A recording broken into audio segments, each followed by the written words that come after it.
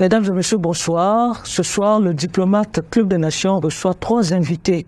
Avec mes invités, nous allons parler de Lab Innova, qui est un programme de formation des entrepreneurs sur l'agroalimentaire. À ma gauche, j'ai M. Ferrari, qui est directeur du bureau de l'agence extérieure à Luanda. À ma droite, j'ai Mme Tatiana Marzi, fonctionnaire de l'agence commerce extérieur à Rome. Et ensuite, M. Umberto Trulli, expert de la formation de Brazzaville. Mesdames et messieurs, bienvenue à votre émission, le Diplomate Club des Nations.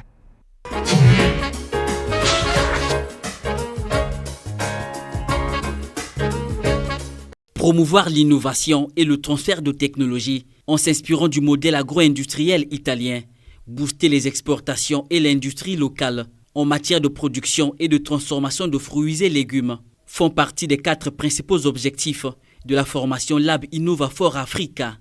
Dans une approche participative, les responsables des entreprises agroalimentaires du Congo et de la RDC ont acquis de nouvelles compétences en stratégie d'internationalisation, négociation interculturelle, marketing international, durabilité et bien d'autres techniques leur permettant de performer dans ce domaine. Le but ici aussi, c'était faire le rapport qualité-prix, nous offrant de la qualité à un bon prix pour que notre client soit capable de l'acheter et être satisfait. Parce que ce qui compte pour nous, c'est ce que pense le client et comment il se sent par rapport au produit que nous lui proposons. Je veux aller mettre les choses que j'ai apprises ici en pratique, comme la négociation et les marketing aussi, que je puisse évoluer non seulement localement, mais internationalement aussi. Cette initiative de l'Agence italienne pour le commerce extérieur est considéré comme un apport de l'Italie dans le développement de l'agro-industrie en Afrique. Il y a besoin de développer ce type de compétences parce que le Congo s'ouvre même à l'étranger. Il y a une potentialité très grande dans le secteur de l'agriculture et donc l'Italie a voulu, partager nos compétences pour les entreprises agricoles congolaises. La formation va continuer même en Italie. À côté des 50 entreprises agroalimentaires des 2 Congos, 310 de 13 autres pays africains ont aussi bénéficié de la formation Lab Innova for Africa.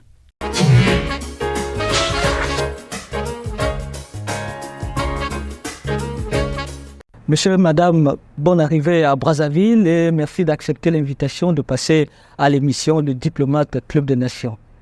Alors, je vais commencer par Monsieur Ferrari. Monsieur Ferrari, c'est quoi exactement le programme Lab Innovation?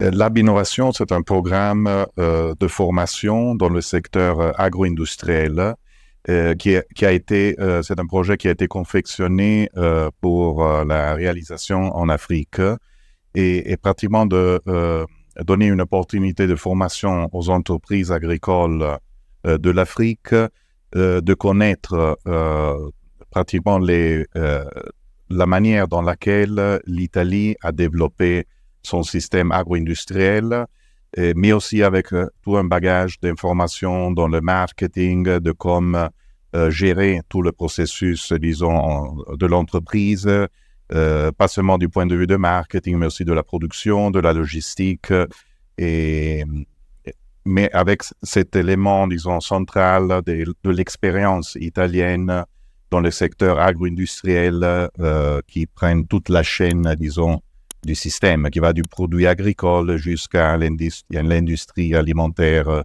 finale. Alors, c'est une grande opportunité de donner ces connaissances aux entreprises agricoles de l'Afrique, mais aussi de créer des liaisons avec les entreprises italiennes pour des opportunités de collaboration entre entreprises italiennes et entreprises africaines, et aussi de donner des opportunités aux entreprises africaines d'améliorer leur système d'exportation envers l'Europe, du point de vue des certifications, etc.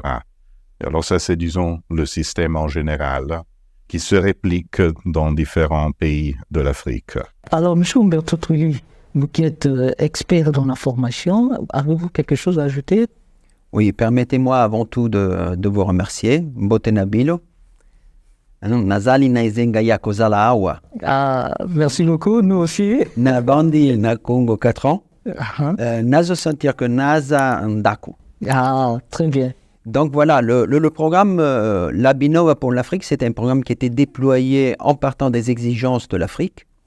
Et c'est un programme qui a été réalisé dans 14 pays. Nous avons réalisé ce projet même pendant la période de la pandémie.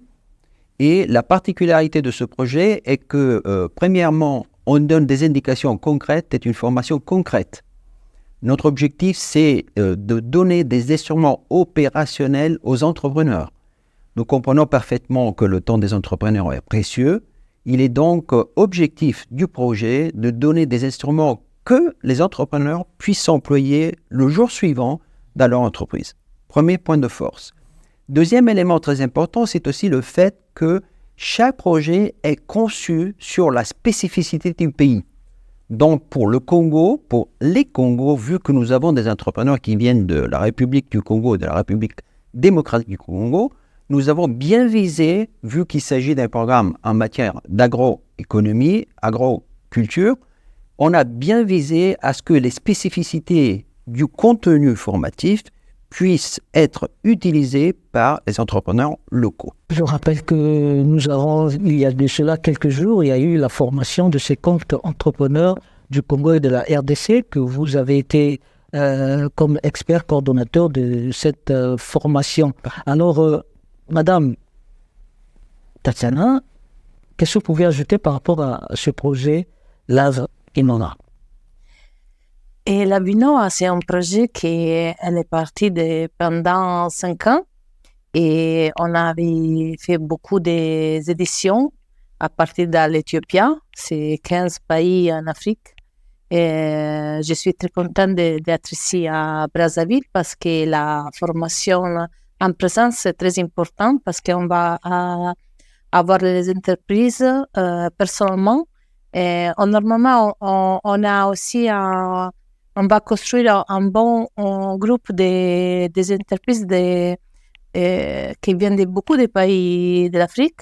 Et c'est intéressant aussi qu'il va aussi faire un peu de networking entre l'Afrique. On avait des délégations du Sénégal et de l'Angola en mai en Italie à la foire Macfruit. Et c'était important qu'aussi entre les deux pays, il avait construit une vraie collaboration. Alors, M. Ferrari, je reviens vers vous pour parler des points forts de cette formation. Quels sont les points forts que vous soulignez de la formation, bien sûr, de Brazzaville, et sûrement d'autres formations que vous initiez faire en Afrique? Alors, les points forts, c'est sûrement la création de network entre les entreprises africaines, entre eux-mêmes, entre un pays. L'exemple est maintenant avec Congo-Brazzaville et Congo-Kinshasa, mais même avec les entreprises italiennes et le marché européen. Disons ça, c'est l'élément pour nous le plus important, qu'ils peuvent partager les expériences entre eux avec les experts qui viennent de l'Italie et naturellement toutes les connaissances qui viennent transférer. Et c'est une formule, celle de la formation, qui est très intéressante et qui peut être aussi réalisée dans d'autres secteurs. Par exemple, moi j'ai une longue expérience en Amérique latine dans le secteur des machines, dans tous les secteurs des machines italiennes. L'Italie est très forte dans la technologie. Alors c'est un autre secteur qu'on peut développer dans le futur ici en Afrique, ce genre de formation dans la technologie de mécanisation pour la diversification économique des entreprises africaines. Monsieur Trouli, vous avez eu quelques jours devant les entrepreneurs congolais et de la RDC. Avez-vous senti l'intérêt de ces entrepreneurs d'apprendre, d'exporter leurs produits vers l'Italie? Est-ce qu'il y avait un certain engouement? Écoutez, ma réponse ne sera pas objective, car pour moi, le Congo, c'est ma deuxième maison. Donc, mais au-delà de l'aspect strictement émotionnel, nous avons remarqué 2 ou 3 éléments qui nous ont vraiment surpris. Premièrement, c'est la participation des jeunes. Nous avons eu affaire avec des jeunes sur des exercices de simulation de stratégie, simulation de négociation, simulation de plan marketing qui mettait vraiment en évidence une capacité et une volonté de changer la situation. Donc, l'Afrique, en général, a des produits, du point de vue agroalimentaire, qui sont extrêmement recherchés en Europe. Pensons à l'explosion de la consommation des fruits tropicaux. C'est quelque chose qui, aujourd'hui, est éblouissant. Eh bien, on essaye, avec ces formations, de donner des instruments opérationnels afin de transformer ce potentiel en création de valeur. Donc, le premier élément, c'était la surprise des jeunes. Deuxièmement, nous avons vu que la perception que vos entrepreneurs ont du marché européen et italien, c'est une perception tout à fait efficace. C'est-à-dire, ils savent exactement quels sont les potentiaux. Ce qu'il faut faire, et c'est l'objectif prioritaire de ce cours de formation, c'est vraiment de transformer ce potentiel en valeur. Et voilà qu'on essaye aussi de créer des liaisons entre les différents entrepreneurs. Et un but aussi, c'est celui, comme l'avaient dit M. Ferrari et Mme Marcy précédemment, c'est de créer un réseau. Parce qu'on focalise bien entendu l'attention sur le marché européen, italien, mais attention parce que tout le marché africain, c'est un marché qui est immense. Donc, notre objectif aussi de créer des relations entre les différents entrepreneurs des différents pays afin que ce soit un moment collectif. Nous avons eu la chance de faire venir des délégations au G7 à Syracuse, en Italie, lors du G7 de l'agriculture, et nous avons vu qu'il y a des échanges, une activité de construction, de bâtissement de réseau qui, à mon avis, nous rendent très orgueilleux. Beaucoup à faire, toute la partie technologique, la partie des certifications, les exigences en matière de salubrité des aliments en Union européenne est très exigeante. Ça, on peut envisager une piste d'amélioration et sur ça bâtir quand même des projets solides comme l'Abinova dans le sens vraiment d'exploiter le potentiel. Alors, est-ce que, là, c'est la question, je la pose à tout le monde, est-ce que, bien sûr, vous avez évoqué les intérêts, l'intérêt de ce projet, ce que peut apporter ce projet, est-ce qu'en mettant en œuvre ce projet en Afrique, vous avez eu des défis? Quels ont été les défis que vous avez rencontrés en mettant en œuvre ce projet de l'Abinova pour l'Afrique? Et alors, les défis sont procédurels, parce que pratiquement maintenant, on est en train de couvrir la présence du projet dans les différents pays. Mais il y a aussi une inquiétude d'aller dans le territoire des pays. Ça veut dire, une fois qu'on a organisé les projets Labinova dans les différents pays d'Afrique, ce sont des pays très grands, où il y a aussi diversification agricole sur le territoire. Alors, c'est très important de pouvoir aller aussi sur le territoire. Alors, ça, c'est une idée, on doit voir maintenant comment la mettre en pratique, mais ne restez pas seulement dans les capitales, mais aller où il y a le marché, où sont les entreprises. Alors ça, c'est un défi grand qu'on va chercher, c'est une idée qu'on voudrait développer. Vous avez quelque chose à dire? Oui, du point de vue strictement de formation, je pense que le grand défi, c'est de rendre les entrepreneurs vraiment sensibles et surtout déployer le potentiel qui réside dans les jeunes Africains. Nous avons été très surpris en partie des jeunes entrepreneurs féminines en classe parce que nous avons vu lors des simulations, lors d'un jeu de rôle, écoutez, un potentiel qui, à mon avis, est vraiment surprenant. Donc le grand défi, c'est mettons en place ce potentiel et transformons le potentiel en valeur pour les entreprises et pour les jeunes Africains. Je pense que le défi pour moi, c'est de continuer après la formation à faire quelque chose avec les entreprises qu'on a formées, qu'on a fait de la formation avec.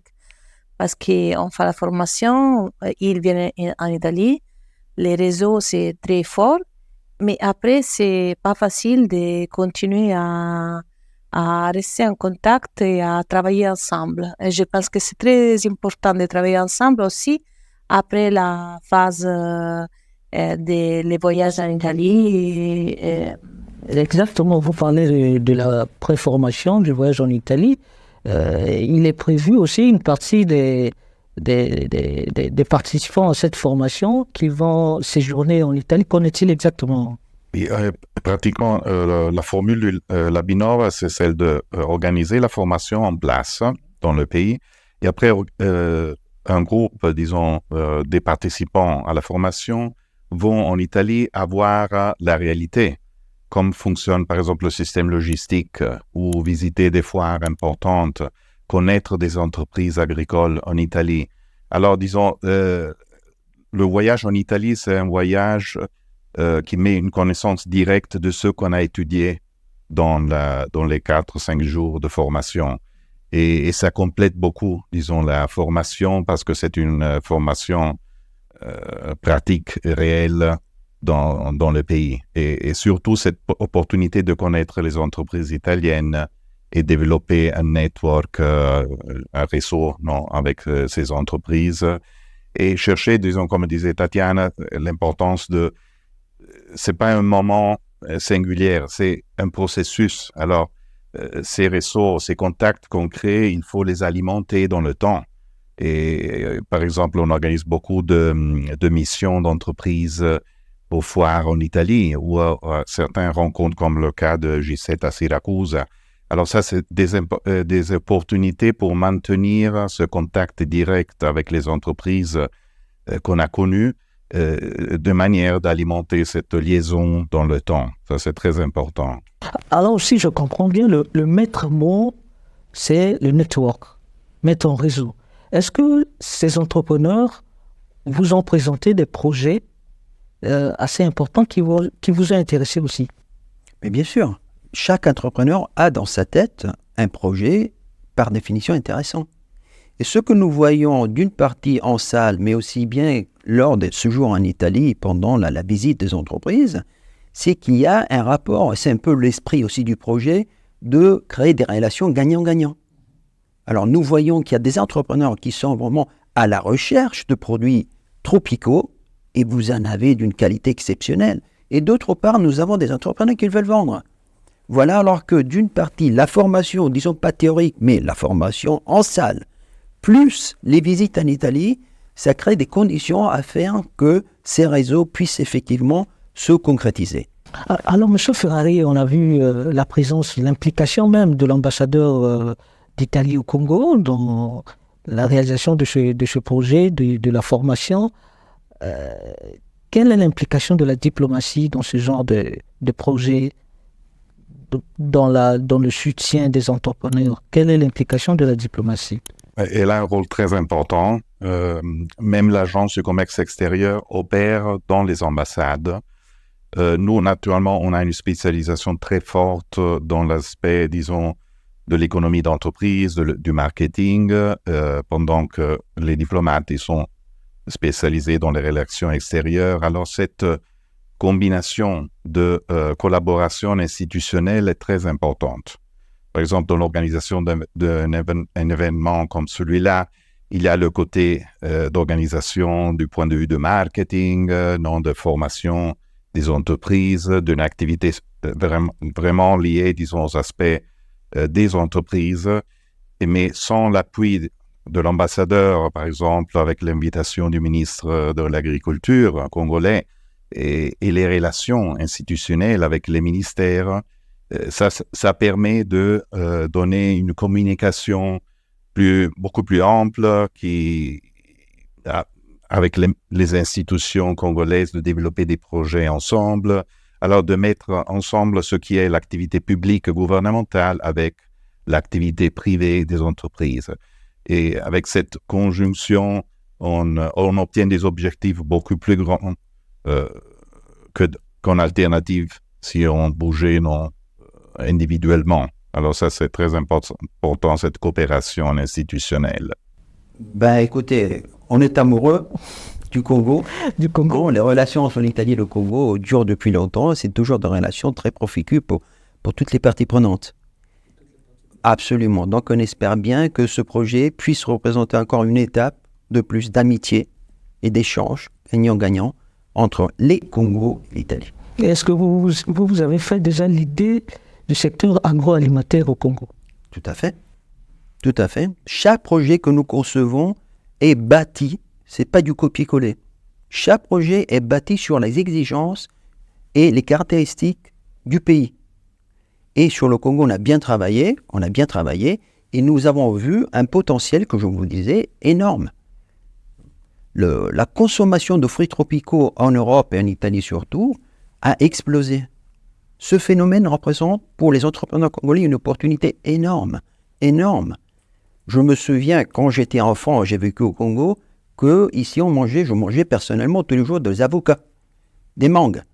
Je rentrais en Italie, je recherchais au supermarché des avocats et des mangues. Ils me regardaient comme si je cherchais la lune. Aujourd'hui, dans tous les supermarchés, on trouve des avocats. Mais ce qui m'agace, permettez-moi de le dire, on ne voit pas d'avocats congolais. Alors, c'est dans ce sens-là que le projet se dirige, et c'est dans ce sens-là que nous avons l'intention de progresser dans nos relations. Alors, pourquoi le choix du secteur agroalimentaire? Il y a plusieurs secteurs. Bien sûr. Alors, ce qu'on a vu dans, disons, presque tous les pays africains ont une spécialisation très forte dans le secteur de l'énergie ou minière. Mais il y a un fort besoin de diversification économique. Et il y a un besoin aussi de réduire l'importation de produits agricoles et alimentaires de l'étranger. Tous ces éléments portent dans une direction que pratiquement l'agriculture est un secteur stratégique qui peut se développer au même côté, disons, du secteur de l'énergie. L'avantage du secteur de l'agro-industrie est que pratiquement on a aussi l'aspect de l'industrie alimentaire. Alors pratiquement en développant ce secteur, réellement on peut mettre en mouvement un système de diversification économique. Une première étape de diversification économique dans ce secteur, mais il y a d'autres secteurs qui peuvent venir après. Et par exemple, une fois que je commence à développer une industrie alimentaire, je peux développer une industrie du packaging. Et avec le packaging, après aussi le système de distribution logistique. Alors, c'est vraiment un segment économique énorme. Et aussi celle de combiner, de créer de la nouvelle valeur en créant une combinaison entre les idées des entreprises congolaises avec les idées des entreprises italiennes. Ça crée une valeur nouvelle. Ce know-how qui se combine permet de créer des nouveaux produits qui peuvent aller dans les marchés européens, mais en Amérique, en beaucoup de marchés. Et alors ça c'est le but. Diversification économique, une agriculture moderne avec un système de l'industrie alimentaire moderne. Ça donne des opportunités énormes et qui sont dans tout le territoire des pays. On est déjà vers la fin de cet entretien. Est-ce que vous avez un mot à l'endroit des entrepreneurs qui ont connu la formation il y a cela quelques jours? Votre mot de la fin à chacun par rapport à votre séjour à Brazzaville, peut-être? Écoutez, je pense que l'Italie est leader dans le monde au niveau des machines du secteur agro-industriel. Le Congo a des produits qui sont fantastiques. Ce que je souhaite, c'est que ce mariage se fasse le plus tôt possible. D'accord? Et merci de l'accueil et merci toujours au Congo. Merci à vous. Madame Tatiana? Les voyages en Italie pour l'Abitama Congo, il sera à Rome. Il va rencontrer aussi notre institution, mais on va aller aussi au sud de l'Italie.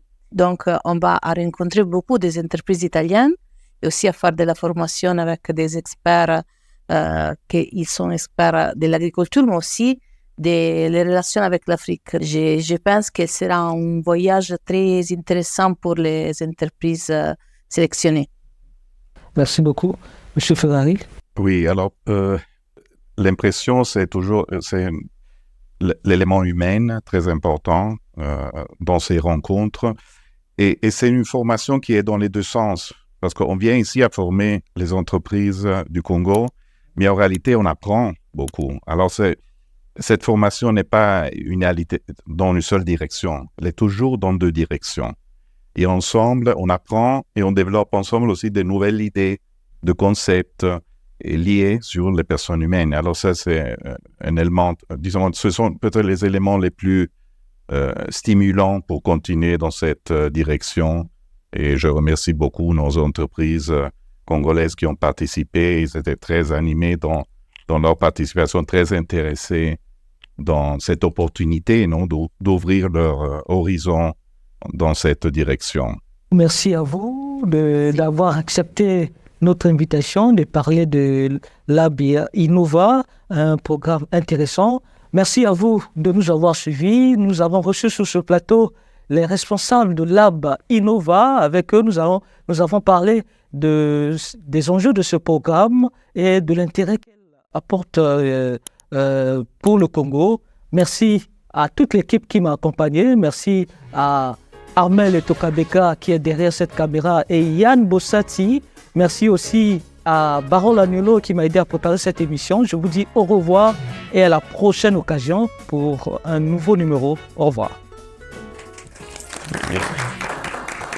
Merci. Merci beaucoup. Félicitations. Merci.